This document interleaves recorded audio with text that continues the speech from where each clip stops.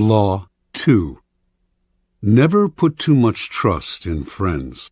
Learn how to use enemies. Judgment. Be wary of friends. They will betray you more quickly, for they are easily aroused to envy. They also become spoiled and tyrannical. But hire a former enemy, and he will be more loyal than a friend, because he has more to prove. In fact, you have more to fear from friends than from enemies. If you have no enemies, find a way to make them. Transgression of the law. In the mid-9th century A.D., a young man named Michael III assumed the throne of the Byzantine Empire. His mother, the Empress Theodora, had been banished to a nunnery, and her lover, Theoctistus, had been murdered. At the head of the conspiracy to depose Theodora and enthrone Michael had been Michael's uncle, Bardas, a man of intelligence and ambition. Michael was now a young, inexperienced ruler, surrounded by intriguers, murderers, and profligates.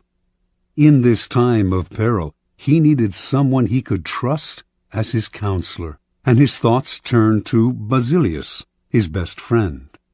Basilius had no experience whatsoever in government and politics.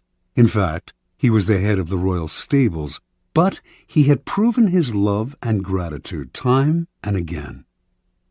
They had met a few years before, when Michael had been visiting the stables just as a wild horse got loose. Basilius, a young groom from peasant Macedonian stock, had saved Michael's life. The groom's strength and courage had impressed Michael, who immediately raised Basilius from the obscurity of being a horse trainer to the position of head of the stables. He loaded his friend with gifts and favors, and they became inseparable. Basilius was sent to the finest school in Byzantium, and the crude peasant became a cultured and sophisticated courtier. Now Michael was emperor, and in need of someone loyal.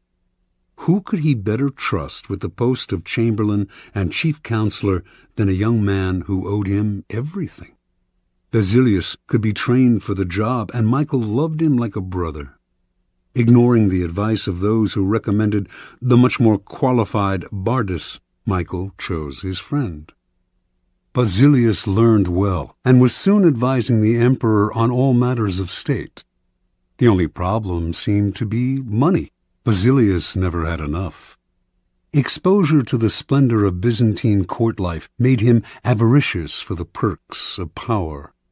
Michael doubled, then tripled his salary, ennobled him, and married him off to his own mistress, Eudoxia Ingerina. Keeping such a trusted friend and adviser satisfied was worth any price. But more trouble was to come. Bardas was now head of the army, and Basilius convinced Michael that the man was hopelessly ambitious. Under the illusion that he could control his nephew, Bardas had conspired to put him on the throne, and he could conspire again, this time to get rid of Michael and assume the crown himself. Basilius poured poison into Michael's ear until the emperor agreed to have his uncle murdered. During a great horse race, Basilius closed in on Bardas in the crowd and stabbed him to death. Soon after, Basilius asked that he replace Bardas as head of the army, where he could keep control of the realm and quell rebellion. This was granted. Now Basilius's power and wealth only grew, and a few years later Michael, in financial straits from his own extravagance, asked him to pay back some of the money he had borrowed over the years. To Michael's shock and astonishment, Basilius refused, with a look of such impudence that the emperor suddenly realized his predicament. The former stable boy had more money, more allies in the army and senate, and in the end, more power than the emperor himself. A few weeks later, after a night of heavy drinking, Michael awoke to find himself surrounded by soldiers. Basilius watched as they stabbed the emperor to death. Then, after proclaiming himself emperor, he rode his horse through the streets of Byzantium, brandishing the head of his former benefactor and best friend at the end of a long pike. Interpretation. Michael staked his future on the sense of gratitude he thought Basilius must feel for him. Surely Basilius would serve him best. He owed the emperor his wealth, his education, and his position. It was only on the fateful day when the emperor saw that impudent smile on Basilius's face that he realized his deadly mistake. He had created a monster. He had allowed a man to see power up close, a man who then wanted more, who asked for anything and got it, who felt encumbered by the charity he had received, and simply did what many people do in such a situation. They forget the favors they have received and imagine they have earned their success by their own merits. At Michael's moment of realization, he could still have saved his own life, but friendship and love blind every man to their interests. Nobody believes a friend can betray, and Michael went on disbelieving until the day his head ended up on a pike. Keys to power. It is natural to want to employ your friends when you find yourself in times of need.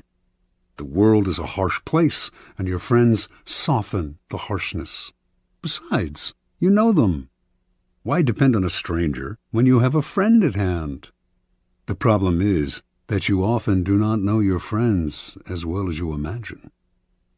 When you decide to hire a friend, you gradually discover the qualities he or she has kept hidden. Strangely enough, it is your act of kindness that unbalances everything. People want to feel they deserve their good fortune. The receipt of a favor can become oppressive. It means you have been chosen because you are a friend, not necessarily because you are deserving. There is almost a touch of condescension in the act of hiring friends that secretly afflicts them.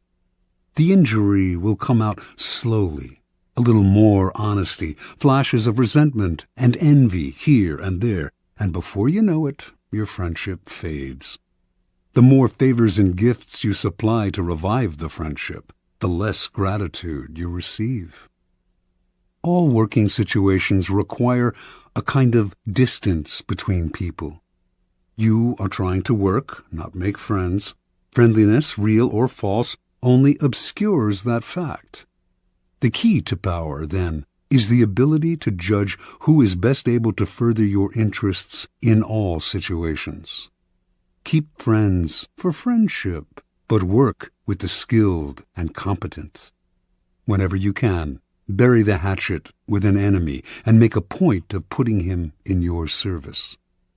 Never let the presence of enemies upset or distress you. You are far better off with a declared opponent or two than not knowing where your real enemies lie. The man of power welcomes conflict, using enemies to enhance his reputation as a sure-footed fighter who can be relied upon in times of uncertainty.